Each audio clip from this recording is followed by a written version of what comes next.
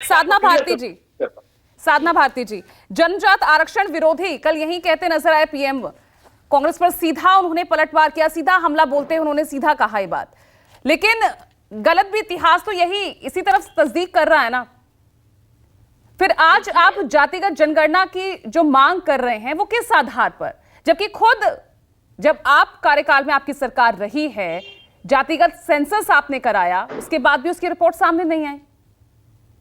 देखिए आदरणीय पूजा जी, मुझे लगता है आदरणीय धनंजय जी ने जिस तरीके के वाक्य बोले, जो शेर के बारे में आदरणीय राजीव जी जिक्र कर रहे थे, उससे ही समझ में आ जाता है कि अहंकार के 7वें आसमान पर ये लोग। दूसरी बात मैं कहूंगी, देखिए भूल होना प्रकृति है, उसे सुधार लेना प्रगति है, मान लेना संस्कृति है। किसी कुकर्म का अनुचित लाभ लेना कलंकृति है, किसी सत्य कर्म का सत्य अच्छा लाभ लेना सत्यकृति है। लेकिन चाहे प्रकृति हो, प्रगति हो, संस्कृति हो, सत्यकृति हो और कलंकृति हो, अगर उससे भी ऊपर उठकर कोई कुछ कर सकता है तो वो भाजपा की कलयुगी राजनीति है। मैं कांग्रेस की राष्ट्रीय प्रवक्ता होने के साथ साथ भारतीय ओबीसी महासभा की मुख्य संयोजक भी हूँ, और उस नाते मैं ये कह रही हूँ बहुत जिम्मेदारी के साथ कि चाहे जनगणना की बात अगर करते हैं हम, तो किस आधार पर कर रहे हैं? ये कोई आज की बात तो नहीं है। ये कह रहे हैं जी कांग्रेस खिलाफ थी आरक्षण के, कांग्रेस खिलाफ रही ओबीसी के। तो ये बताइए, जब वीपी सिंह जी मंडल को लेकर आए तो सरकार को गिराने का काम किसने किया? भाजपा ने किया।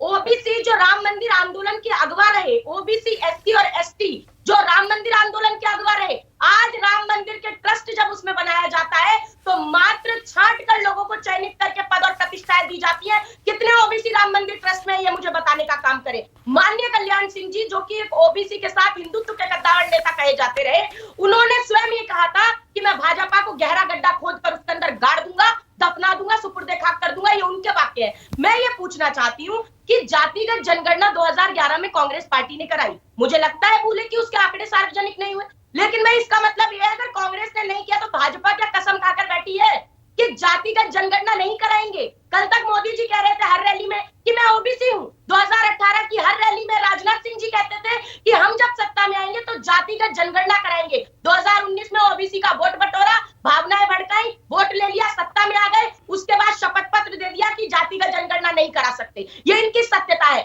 हर मंत्री के आगे इन्होंने जात लिखने का काम किया, तो जातिवाद की बात हम कर रहे हैं, ये करने का काम अपनी गलती को भूल कहकर आप दूसरे पे सवाल उठा रहे हैं। यानी ये तो वही बात होगी कि जो सत्ता में जिसकी सरकार होगी वो जातीय जनगणना के पक्ष में तो नजर आती नहीं है।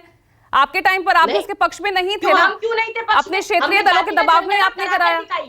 नहीं आदरणीय पूजा जी, हमने कराई जातिगत जनगणना। आप ये नहीं कह सकती हम पक्ष में नहीं थे। नहीं होते तो कैसे करा देते जनगणना, ये बता दीजिए। हम आज कह रहे हैं ना कि इन्होंने तो वादा किया। अगर नियत इतनी साफ थी तो आंकड़े भी जारी करने चाहिए थे ना साधना जी। तो फिर मोदी जी की गारंटी क्या मानी जाए भाई? मोदी जी की गारंटी महंगाई की मोदी मार की गारंटी, मोदी जी की गारंटी बेरोजगारी अपार की गारंटी, मोदी जी की गारंटी महिलाओं के साथ व्यभिचारियों का बचाव करने की गारंटी, मोदी जी की गारंटी ओबीसी के नाम पे कस्में खा खाकर ओबीसी की जातिगत जनगणना ना कराने की गारंटी। और एक मैं दुविधा दूर कर देती हूँ, आदरणीय धनंजय जी बहुत सारा महिमा मंडन कर रहे थे आदरणीय प्रधानमंत्री जी मोदी जी का ओबीसी के नाम पर। तो आदरणीय मोदी जी कोई जन्मजात ओबीसी तो है नहीं। उन्होंने गुजरात के मुख्यमंत्री रहते हुए अपनी अगड़ी जाति को पिछड़े वर्ग की सूची में शामिल कराने का काम किया और हर जगह अपने आप को पिछड़े का बेटा बताने का काम किया।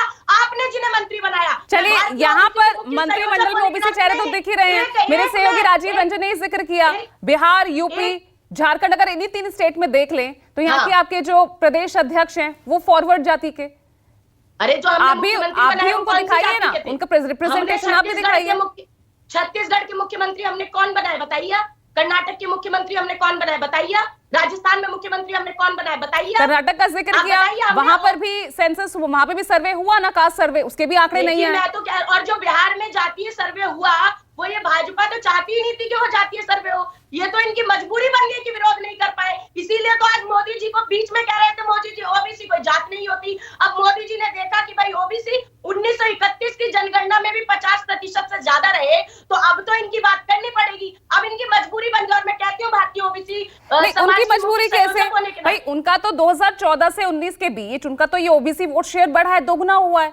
उनकी कैसी मजबूरी? यहाँ मैं वोट की बात नहीं कर रही। ये लड़ाई ना वोट की है ना कुर्सी की है, ये लड़ाई न्याय की है, अधिकारों की है, सामाजिक न्याय की लड़ाई है। हम कह रहे हैं 100 रोटी है, 15 लोगों को तो आप कहते हैं 50 रोटी खा लीजिए, और आप बाकी 85 को कंचना यादव, रोटी खाइए। कंचना यादव